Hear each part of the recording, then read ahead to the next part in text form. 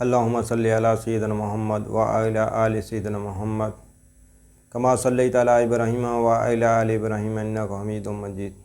अस्सलामु अलैकुम वीवर्स, मैं हूं डॉक्टर शकूर सिद्धू और सिद्धू होम्योपैथिक क्लिनिक में सबको खुशामदीद।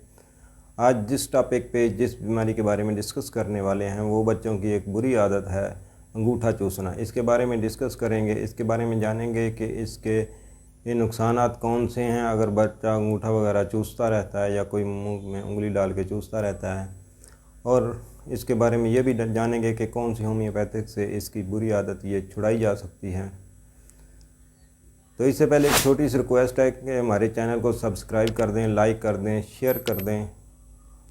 एक तो इसके लाइक करने से, शेयर करने से हमारी थोड़ी सी हौसला अफजाई होती है और ये भी पता चलता है कि आप भाइयों हमसे कितने प्यार करते हैं।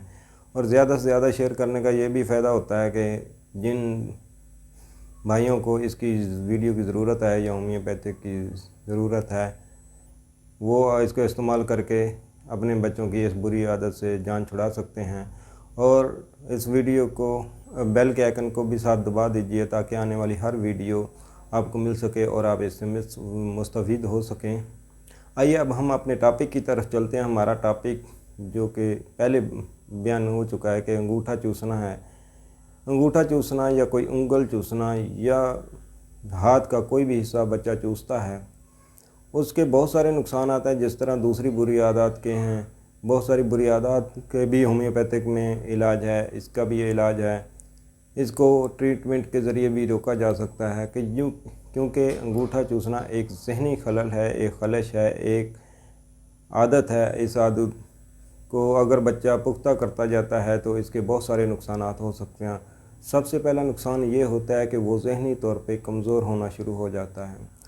दूसरा नुकसान ये है कि वो जब भी भूख लगती है तो बच्चा उंगली या अंगूठा अपने मुंह में डालता है और इससे अपनी भूख मिटाने की कोशिश करता है। इस तरह मुसलसल इसी अमल को लगा रहता है और अपनी खुराक कम करता जाता है। और इसके साथ साथ बच्चे के जबड़ों पर भी असर पड़ता है, जबड़े भी कमज़ोर होते जाते हैं और इनके साइज़ में और इनकी शक्ल में बिगाड़ पैदा होना शुरू हो जाता है और ऐसा ऐसा बिगाड़ पैदा होता है। इसके साथ जो उंगली या अंगूठा या हाथ का कोई हिस्सा भी अगर बच्चा चूसता है तो उसमें भी बिगाड़ आ जाता है।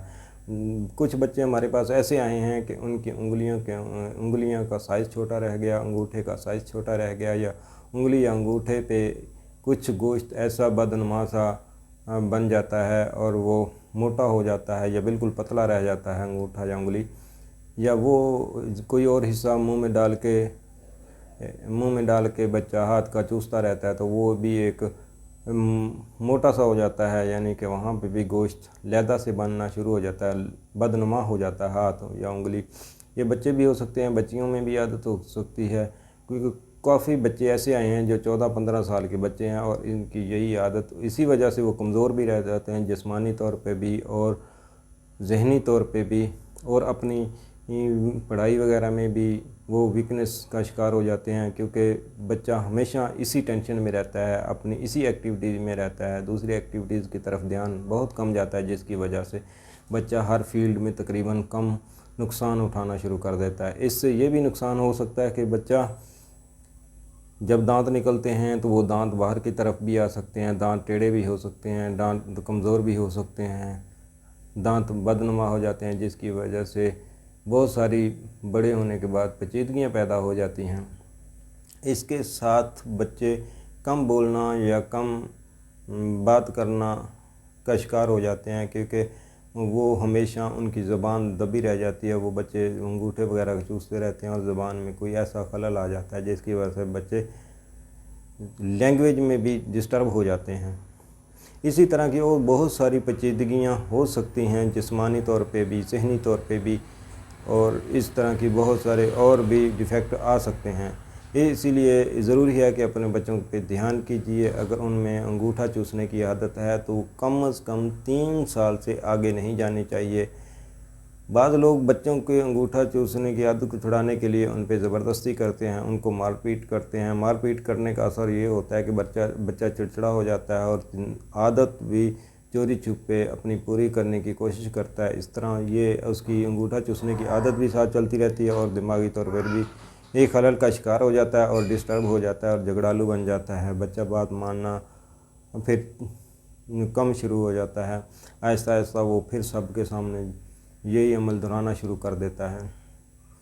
یا کچھ والدین اس کے لیے پریشان ہوتے ہیں، کوئی اور زبردستی سے یعنی تنقید کر کے یا باتوں باتوں میں اسے طنز کر کے تاکہ بچہ چھوڑ جائے تو اسے ڈسٹرب کرتے ہیں۔ اس سے بچہ نفسیاتی طور پر تو دعا کا شکار ہوتا ہے لیکن یہ عادت نہیں چھوڑ پاتا۔ اس کے لیے ہم آپ کے لیے ریکمینڈ کرتے ہیں کہ ہومیوپیتھک میڈیسن استعمال کریں۔ اس سے تو آپ کو بچے کی نہ جھڑکنا پڑے گا، نہ مارنا پڑے گا، نہ طنزیہ طور پر اسے بچہ شکار ہوگا اور مختلف پیچیدگیاں بھی نہیں آئیں گی، تو آپ کا بچہ یہ عادت بھی چھوڑ جائے گا۔ اس کے لیے جو میڈیسن ہم ریکمینڈ کرتے ہیں وہ ہے نیٹرومیور۔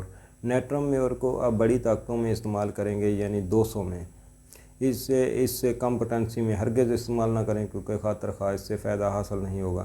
نیٹرومیور کو آپ 200 میں لے کے مسلسل 1 ہفتہ یعنی 7 دن آپ نے 1 ڈوز روز کو شام کے وقت اس کی دینی ہے۔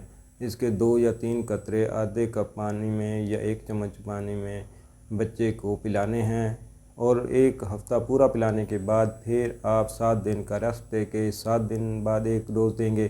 اسی طرح آپ 4 ڈوز یعنی پورا مہینہ 4 ہفتے 7 دن کے بعد دیں گے۔